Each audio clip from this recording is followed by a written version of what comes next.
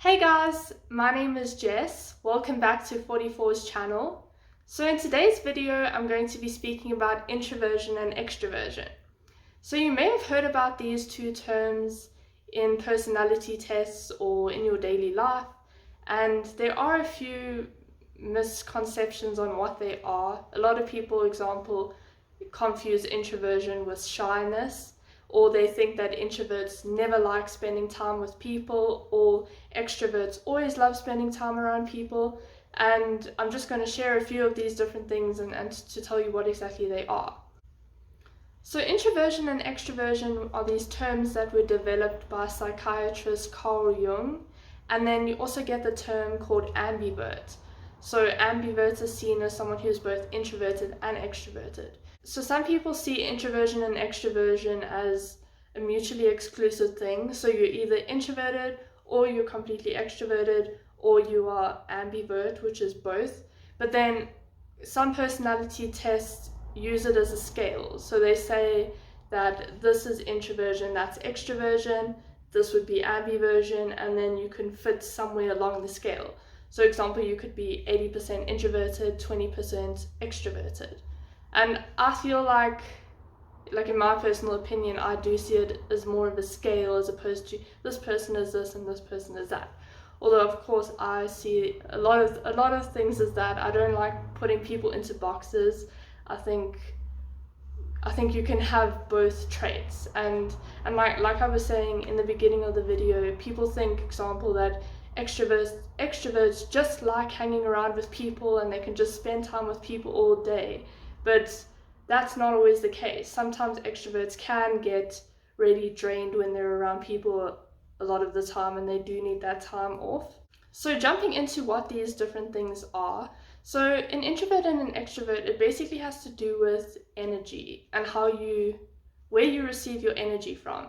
So introverts, example, receive their energy from inside of them, and extroverts receive their energy from people around them.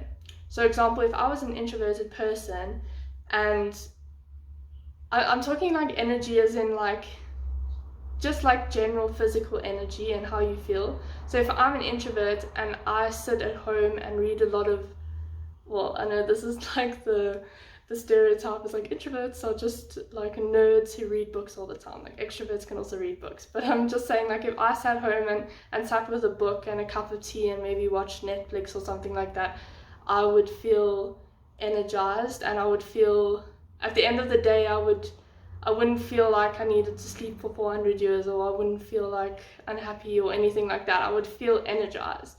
But then if I'm an introvert and I go out and spend time with people, even if I just spend time with people for like, say, an hour, example, it's like at the end of the night, you would feel completely exhausted. So say you went to a party and there were a bunch of people, and then maybe in the beginning you could be energized, but the more you're hanging around people, the more, I know there's that one meme where it's just like, and it is like you can genuinely be enjoying the conversation and you can be enjoying the people. Like, that's the thing, introverts don't necessarily dislike people, but like after spending time with them for a while, they're tired and they need to go home and recharge and spend time by themselves in order to feel like energized.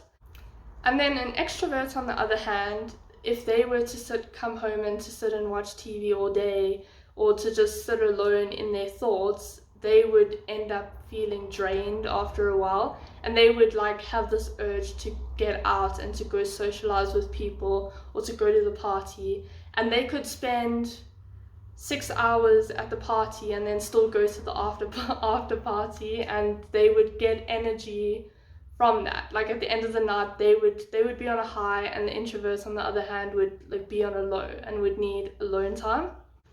Okay, then just to go through the different misconceptions that people have about introverts and extroverts.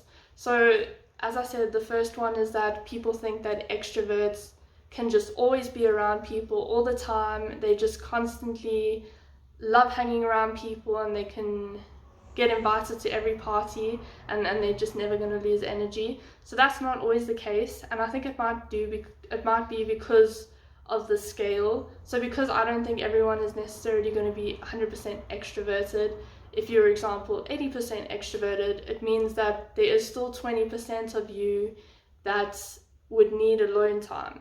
So like, even if you're the biggest extrovert ever and you can spend time with people and like get energized by that, eventually you can hit a point where you just need alone time. And like, maybe an extrovert doesn't need as long as an introvert to gain energy, but they would still require that time to be alone. So just because you have an extroverted friend doesn't mean you should just like dump all your problems on them and be like, oh, you're an extrovert so you can handle it. Like, they also need time to recharge sometimes. And then the other misconception is that introverts don't like people, they don't like being around people, they don't like having conversations, and introverts could also be shy, or some people think that shyness and introversion are the same thing.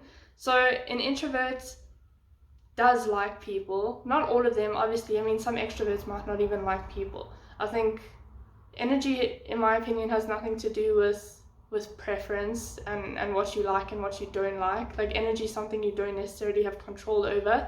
So someone who's an introvert could really like people and really enjoy listening to people's ideas and being around people, but then after they've spoken to the person for like, I don't know, like an hour, let's say, they feel drained, and they can still 100% love the conversation and enjoy hanging out with the person, but at the end of it they just feel drained. They feel physically tired and drained.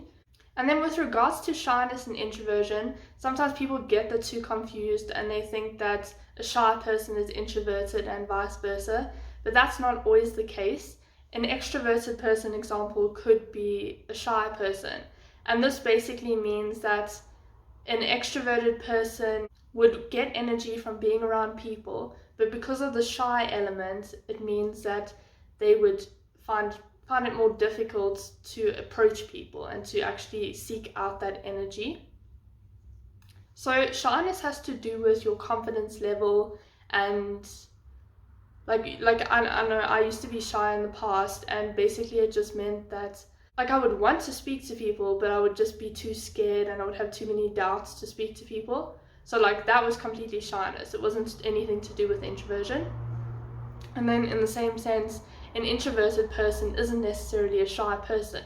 So they might say, okay, I don't want to go to the business meeting, and it's not because they lack confidence or they're too insecure. Like, some people might be like, you don't want to come because you're too shy to talk, and they can be like, listen, I can talk to people, I even might like speaking to people, but by going to the business events I feel drained at the end of it, and like, it's not enjoyable if you're feeling drained.